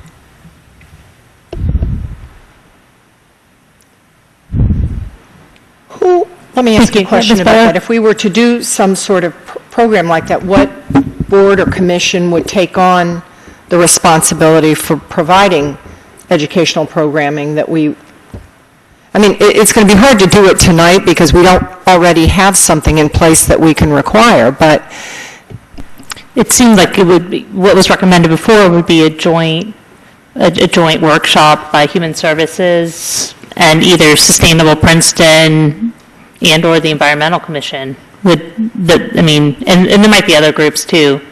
Maybe Public Works would want to come in and just review the schedule. And I think, Linda, you had asked a question like, how do you make sure that everybody actually registers? And there's some experience with this because this came from the former township code book, and I think when it first started, not everybody signed up, but Public Works could tell who had signed up and who hadn't signed up. And sort of over the years, year one, you don't necessarily get 100%, but as the years go by, it's clear sort of who's dumping stuff out on the street when they're not supposed to be, and that sort of gives it away that they don't have a schedule. So they get the schedule, they get them signed up, they can invite them to the information session whenever that is, or the workshop. So it seemed to eventually work. Before we go too far down that path, though, I'd like Lisa to check the legality of whether or not we can require a contractor who contracts with private individuals in the community to undergo mandatory training. I'll absolutely look at that. But I think there's general support up here for the idea. Either mandatory or if you come, then you get a check mark. I mean, there's complications. I mean, another complication with making it mandatory is if you only offer it once a year, then if the person has a hardship for whatever reason they can't come, then maybe you're obligated to do it several times a year, and staff has other stuff to do as well. So I think you just want to make it so that it's a enforceable rule, whatever it is. The details. Yeah, I agree, because some of the landscapers are very small companies. I mean, there's one person, two people. I mean, it's very small, some of them. So well, to that point that you just spoke about in section F. I guess it must be 10B, section F. It says Princeton makes no guarantee or representation regarding the fitness, knowledge, or qualification of any person that is registered by Princeton to engage in landscaping for hire. I just didn't understand that. That's so we don't get sued by a resident who hires a landscaper who's registered with us, because we're not going to vet everybody. But we can, and to Heidi's point, maybe it's some level of comfort to people that they've at least gone through some sort of workshop, although that workshop's not going to be teaching them how to mow grass. So. But I'll also say the current purpose of this whole requirement is stated under Section 10C1, which says that the purpose of this chapter requiring landscaper registration is to ensure that persons defined in this section are cognizant of Princeton's regulations concerning the leaf branch and log collection program. So the goal of this requirement is rather limited as this chapter is currently drafted. It doesn't go beyond the education of the leaf branch and log collection program and how that whole program works. So if in the event, I'll do the research, but in the event that this is expanded and that there's a requirement for attendance at a mandatory educational type session, then I think the council may even want to rethink the purpose behind the landscaper registration, that it may be changing it to something very different than what it is right now. Ms. Butler, did you? Right, but don't we want to go ahead and introduce this as is? Or I don't think there's anything wrong with it. I'm just saying if down the road you want to require if you want to mandate the attendance at an educational session at which there'll be more than just the leaf branch, and in the future, then this would have to be changed. I think what I'm hearing anyway would be not that it would be mandatory, but if they attend, that we would give them some sort of credit as we do for their, if they've got a mulching mower, if they've got rakers, not blowers. Am I hearing the consensus? That was, I think, right. Well, seemed to be right. That it can be provided on the form, just like all the other volunteers. But the interesting thing is that this sort of answers one of the questions I had, is then this would really fall to maybe Public Works to come up with some kind of communication form, whether they must have something written down about the leaf and branch and log collection, but also, that would be the avenue for communicating, I think, through DPW, right? Absolutely. It's infrastructure and operations, and I think the forum itself can have a lot of the information. We can put as much as we want, and that would be probably the best place to have the educational materials on the form itself. So they're required to look at it before they sign up. Stephanie? Hi. I'd like to just, concur with Heidi that I don't want to use the term loophole, but these are the type of loopholes which, we don't have enforcement of. If the landscaper doesn't register, is it just incumbent upon the resident? But if they're not mandated to have some type of educational lunch, then it just makes it easier for all this to kind of fizzle out over time. So I would be in support of that. I'm also in support of, I don't know in the ordinance or not, requiring there to be publicity about what you're doing so that people know to go on the website to look, that they either receive it by mail when they receive their recycling information or dates, but that this is, not everyone knows to look on the website. There's a lot of information out there, but that it's required that this information does get passed along to the residents, that they're either required to check to make sure the landscaper is registered, and that they know the information is there. So that's a good idea. Yeah, it's a good suggestion. That's why we have our press in attendance. They're going to write a very informative story about this. Okay. So is there a motion to introduce? Sorry, there were a couple of comments that we haven't discussed. The Department of Infrastructure and Operations just had suggested one minor revision in the very first sentence of 10C1 on the last line where it says on forms to be supplied to said department. They asked that be changed to on forms to be supplied by said department. The other thing that Councilman Miller had mentioned, and I thought it was a fair point, and this was before the meeting, Section 10C4, where it talks about off-site disposal and composting encouraged. On the second line, there's the discussion about the encouragement that people compost leaves, branches, and logs on their own, such as in wooded areas. He suggested, and I agree, that we might want to clarify that this has to be on their own property and not just in some public. I mean, that's a really good point, and the way it's drafted, it could be construed differently. So my recommendation would be to change it so it says persons registered or encouraged but not required to either compost leaves, branches, and logs themselves on their own property, such as in wooded areas if practicable, or bring leaves, branches, and logs to the Lawrence Township Ecological Facility. Just to clarify. That's an excellent clarification. Yes. That was it. Those were the only two changes. So is there a motion to introduce those two changes? So moved. Second. So it's moved by Mr. Miller and seconded by Mr. Liverman. And Madam Clerk, please call the roll. Ms. Howard? Yes. Ms. Cramiller? Yes. Mr. Miller? Yes. Mr. Liverman? Yes. Ms. Butler? Yes.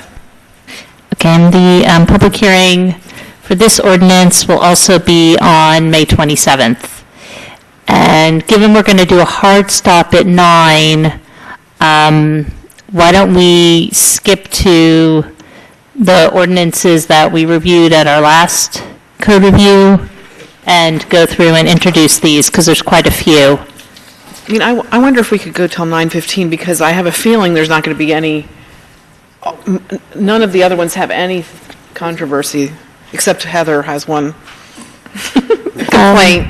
Okay, we can see. I do want to make sure we have a chance to introduce. Why don't we introduce and then go back? Yes, why don't we do that? Okay. So the first one is an ordinance concerning the issuance of a certificate of compliance for rental units and amending the code of the Borough of Princeton, New Jersey, 1974. So the Code Review Committee didn't look at that. No. Do we know, Kathy, do you know? Do you know why that's on there? It's a change from, is it Bill Drake? Did we even get a copy of this? We did. We got it last time too, but we don't really know anything about it. Why don't we hold this? Yeah. We'll hold this and put it on the agenda for I don't know what the specifics are, but I think it was just a cleanup of some language. It really didn't change anything. Something was omitted. I remember that Trishka had told us about that, and it just happened to be on for introduction at the same time as some of your other code review. But perhaps it'd be better to put it on the meeting for the 12th, a regular meeting. Okay. Yeah. Okay, so the next one is an ordinance by Princeton concerning general provisions and amending the Code of the Borough of Princeton, New Jersey, 1974, and the Code of the Township of Princeton, New Jersey, 1968. So moved? Second? That's moved by Ms. Howard and seconded by Ms. Krummeller. Madam Clerk, please call the roll. Ms. Howard? Yes. Ms. Cramiller? Yes. Mr. Miller? Yes. Mr. Liverman? Yes. Ms. Butler? Yes. Okay, and this ordinance will have a public hearing on May 27th. The next is an ordinance by Princeton concerning administration and amending the Code of the Borough of Princeton, New Jersey, 1974, and the Code of the Township of Princeton, New Jersey, 1968. Is there a motion, or were there any? So moved. Second. Moved by Mr. Liverman and seconded by Mr. Miller. Madam Clerk, please call the roll. Ms. Howard? Yes. Ms. Cramiller? Yes. Mr. Miller? Yes. Mr. Liverman? Yes. Ms. Butler? Yes. The ordinance, the introduction is passed, and the public hearing will be on May 27th. Next is an ordinance by Princeton concerning parades and amending the Code of the Borough of Princeton, New Jersey, 1974. We have to get this one passed before Memorial Day. I'll move it. It's moved by Ms. Krummeller, seconded by Ms. Butler. Madam Clerk, please call the roll. Ms. Howard? Yes. Ms. Cramiller? Yes. Mr. Miller? Yes. Mr. Liverman? Yes. Ms. Butler? Yes. Thank you. The ordinance is introduced, and it will have its public hearing on May 27th, 2014. Next is an ordinance by Princeton concerning pay-to-play regulations and campaign contributions, and amending the Code of the Township of Princeton, New Jersey, 1968. I'll move it. Second. It's moved by Ms. Krummeler, seconded by Mr. Miller. Madam Clerk, please call the roll. Ms. Howard? Yes. Ms. Krummeller? Yes. Mr. Miller? Yes. Mr. Liverman? Yes. Ms. Butler? Yes. Ordinance is introduced, and the public hearing will be on May 27th. Next is an ordinance by Princeton covering municipal court and amending the Code of the Borough of Princeton, New Jersey, 1974, and the Code of the Township of Princeton, New Jersey, 1968. So moved. I'll second it. I also, just in case people think this is crazy that we're going so quickly, we did discuss this at our last meeting at length. I just wanted to let people know that. Yes, and also we'll have public hearings on the 27th if there's issues that public would like to raise then. So this was moved by Ms. Butler and seconded by Ms. Krummeler. Madam Clerk, please call the roll. Ms. Howard? Yes. Ms. Krummeller? Yes. Mr. Miller? Yes. Mr. Liverman? Yes. Ms. Butler? Yes. Ordinance is introduced. The public hearing will be on May 27th. Next is an ordinance by Princeton concerning peddling and soliciting and amending the Code of the Borough of Princeton, New Jersey, 1974, and the Code of the Township of Princeton, New Jersey, 1968. So moved. Second. It's moved by Ms. Krummeler, seconded by Mr. Miller. Madam Clerk, please call the roll. Ms. Howard? Yes. Ms. Krummeller? Yes. Mr. Miller? Yes. Mr. Liverman? Yes. Ms. Butler? Yes.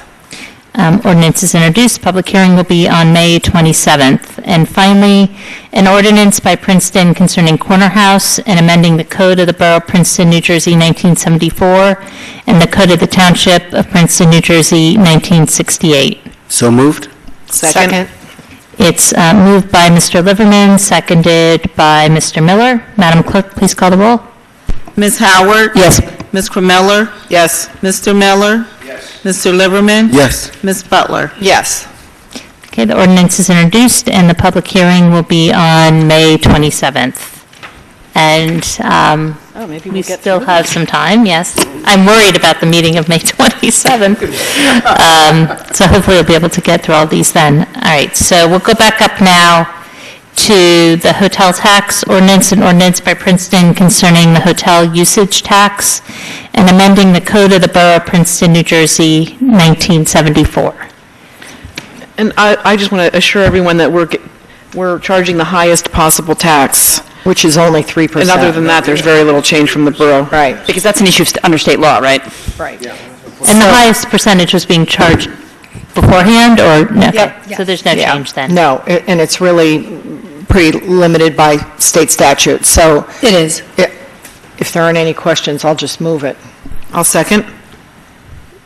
I just want to make sure there's no comments from the public on this one? Nope? Okay, so it's moved by Ms. Butler, seconded by Ms. Krummeler.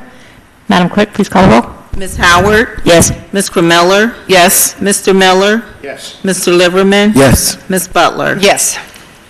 Okay, the ordinance is introduced, and the public hearing will be on May 27th. Jogging. We did the landscaping, so now we're again jogging. So an ordinance by Princeton concerning jogging and amending the Code of the Township of Princeton, New Jersey, 1968. I have just one typo I want to correct in 1-1. Should remove one of the it is advisable.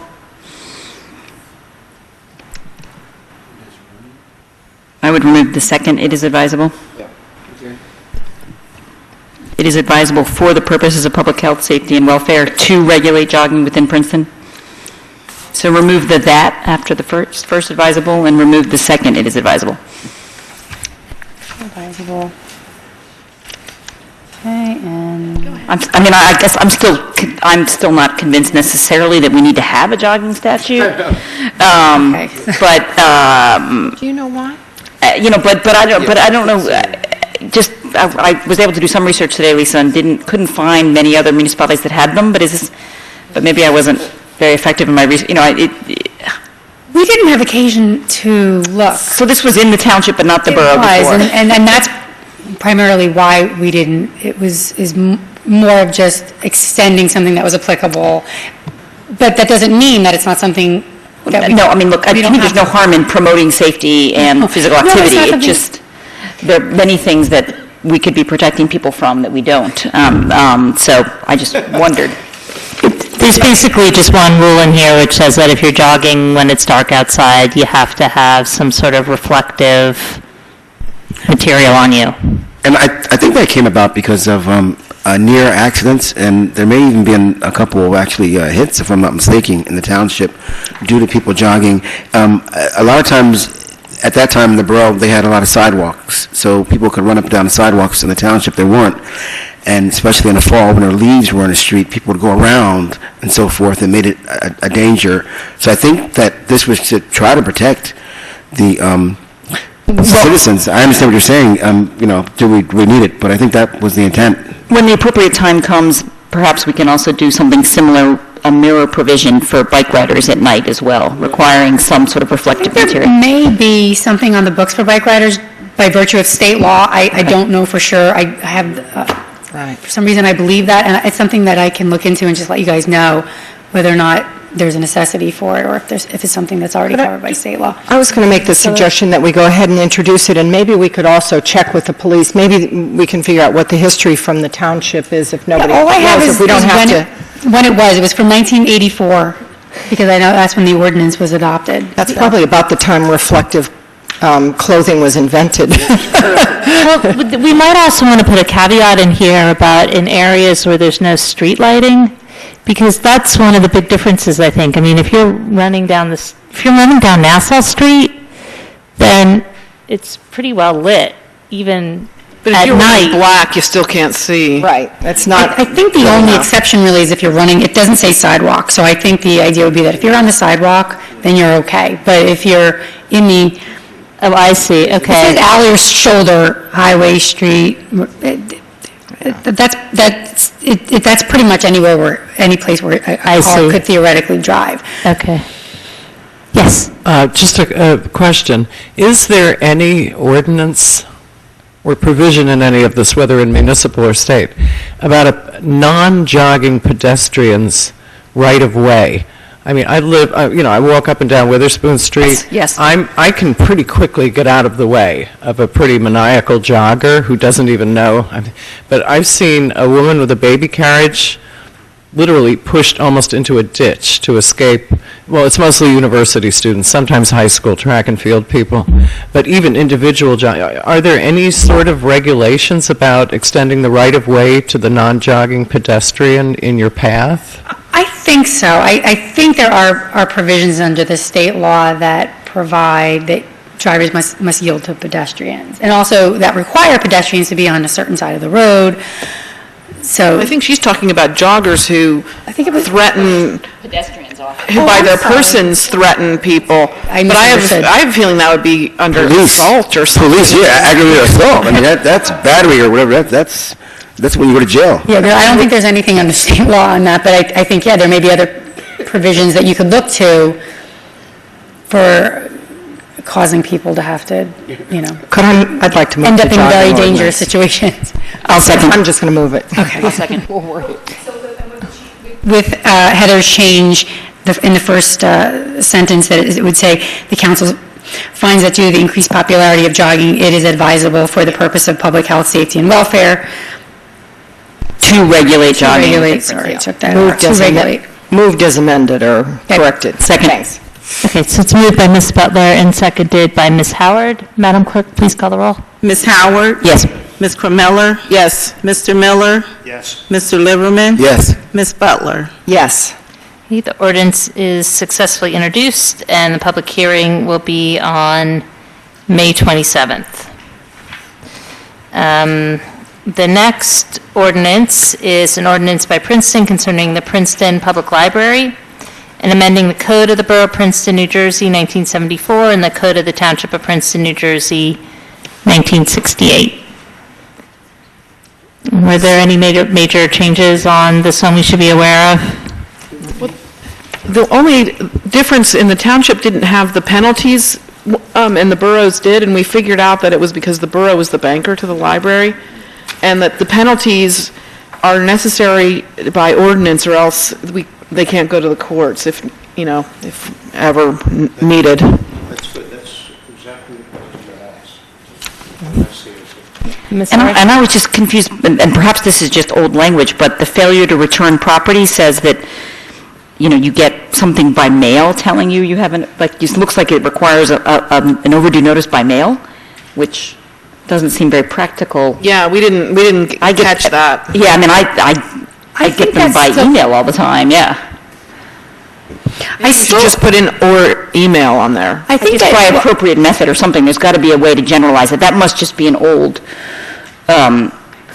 legacy language, but none of that now is by.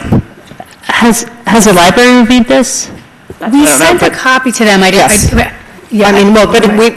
did send a copy to them. And it seems silly to require certified I guess the question is, how do they send that, right? I don't know if that's the manner in which, I'm assuming that. I've never gotten a certified letter telling me I have a book overdue. You probably don't. Well, this is usually 30 days after. It's actually 30 days of you? Yeah. But I mean, don't you think if they are going to take some sort of legal action, then it does have to be I think that what this is saying, I don't think this is telling you that you will only be notified by mail of an overdue book. I think what it's saying is that you're in violation of this ordinance if you don't return it within 30 days after receiving this specified type of notice in the mail. So I don't think we even indicate how long that the library has to send this to you, but I'm presuming you're going to get a lot of notice, whether it's via email or telephone or whatever. Well, I'm happy to move it so that we get to the public hearing, and if they have any questions, they can. But I also think certified mail return receipt request, we do still include that in a number of other provisions as a very official method of receiving notification of something that could potentially end in litigation or a violation from municipal court. So that's language. I think it's similar to if I'm trying to think that it might even be in the land use code and the planning. And if the library doesn't object, that's fine. So I think I think we can move it and introduce it and then see if they have any concerns at the public hearing. We can just double check with them. Yeah. And I also think that there's a lot of people, believe it or not, I know it's hard to believe, that don't have emails. I know it's strange, but I know we go through that sometimes, and it's really, really weird. But yes, for a lot of us, but a lot of people don't have emails. So I really think that this provision is aimed at the person who's severely overdue. So I don't think this isn't imposing a new requirement that every notice go out by certified mail. I think it's when the library finds that it has no other recourse and it wants to essentially come after you, it's going to first have to give you this notice by mail. If it's 35 cents and they spend $100 to come after me, then I'm in trouble. One of the interesting things from serving on the library board is that they used to make a lot of their revenue from late fees, but because of ebooks and the growing popularity of ebooks, and when your ebook is due, it just disappears from your device, that it's actually a concern of where they're going to be replacing that funding stream. So, maybe don't return it, wait for the certified mail, go to court, and then give the library a nice gift. I'm just kidding. They should make it not not disappear from the device. Yeah, maybe. Just keep charging your credit card. All right, so is there a motion to? It's moved by Mr. Miller and seconded by Ms. Howard. Madam Clerk, please call the roll. Ms. Howard? Yes. Ms. Crameller? Yes. Mr. Miller? Yes. Mr. Liverman? Yes. Ms. Butler? Yes. The ordinance is successfully introduced, and the public hearing will be on May 27th. Which will be a meeting where we have many public hearings. So for anybody watching, if you have a comment on one of these ordinances, you don't have to, but it would certainly help us to organize our meeting if I knew which ones are going to generate the most public interest, so we could put those ahead of put those at the top of the list. So email us. Yeah, email if you're listening. And is there a motion to adjourn, or to move into closed session? Second. All in favor? Aye. Thank you very much. Thank you, Lisa, for your